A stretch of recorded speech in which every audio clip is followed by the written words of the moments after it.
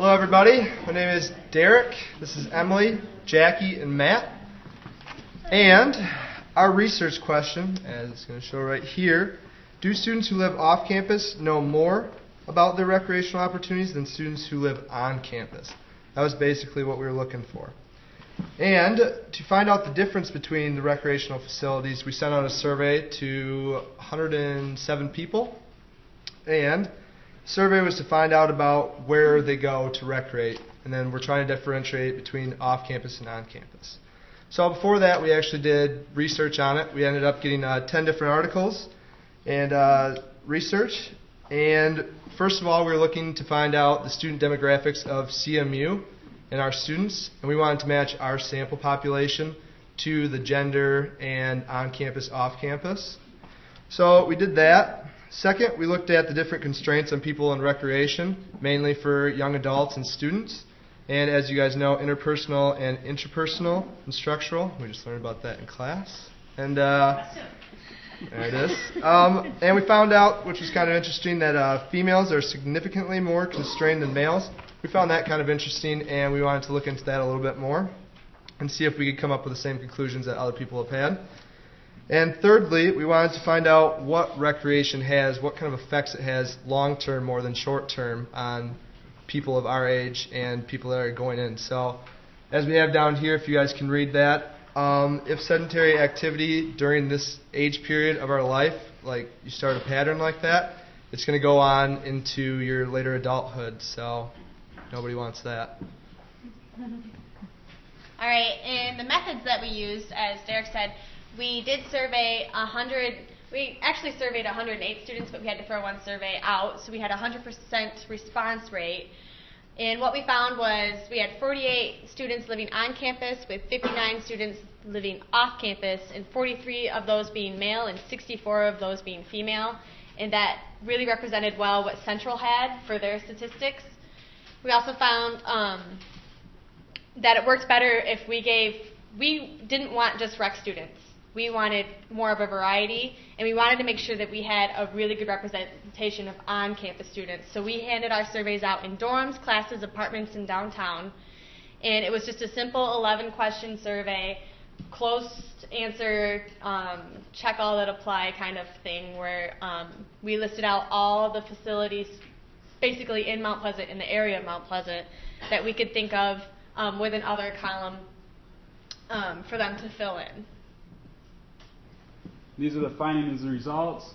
As you see, the SAC was the most popular, and Wellness Central and JP's Gym was least popular. That's probably because us being Central Michigan students, it comes with supposed free membership to the SAC. Right here, our graph is 55%. This is answering the question of whether people live on campus during the summer months. And 55 answered no, and 45 answered yes. And it broke it down over here. 77 lived off campus during the summer, and 28 on campus. And I have some more results here that actually break up the off and on campus. 59% of the students lived off campus, 48 on campus.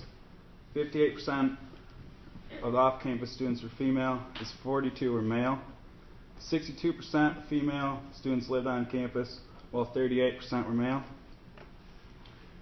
92% had a car for students who lived off campus, and 70% had a car that lived on campus. We thought that was pretty high. 93% had visited the SAC that lived off campus, and a very high 98% that lived on campus. Island Park had 60% of off-campus students visit it, and 38% on campus. Riverwood Bowling was 56% off campus and 20% on campus. We had the CMU Disc Golf Course with 46% off campus and 24% on campus. Chippewa Lanes had 40% off campus and 31% on campus.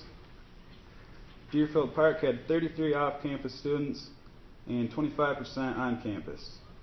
Riverwood Golf had 25% off-campus students that visited and only 6% on campus. And Morey Courts had 12% off-campus students and also 6% on campus. The top two for both on campus and off campus ended up being cardio training, such as running, and that was 73% for off campus students, and 71% were bowling for off campus, and 48% for off campus cardio training, and 48% were bowling for on campus. Okay, so in our conclusions, we discovered that the location of the activity influenced the decisions of students, because while approximately 90% of these students may have their own personal car or vehicle, other constraints may occur, such as gas or time. Time is a big one. Students' decisions on recreational opportunities are both interpersonal and structural constraints. For example, they're interpersonal because their friends may not want to go to the activity with them, and they are structural because they may not have the money to participate in these activities. Also, businesses should be subjective to our conclusions because they need to know how to market to on-campus students as well as students living off campus. Any questions?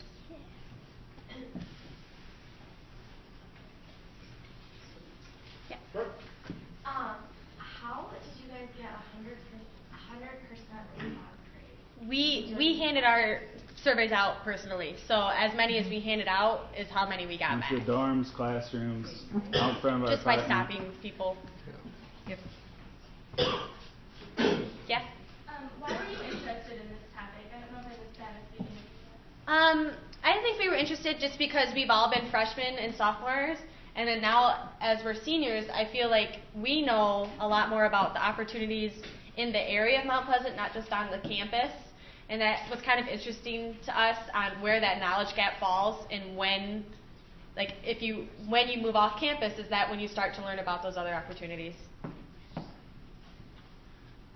right, thank you very much.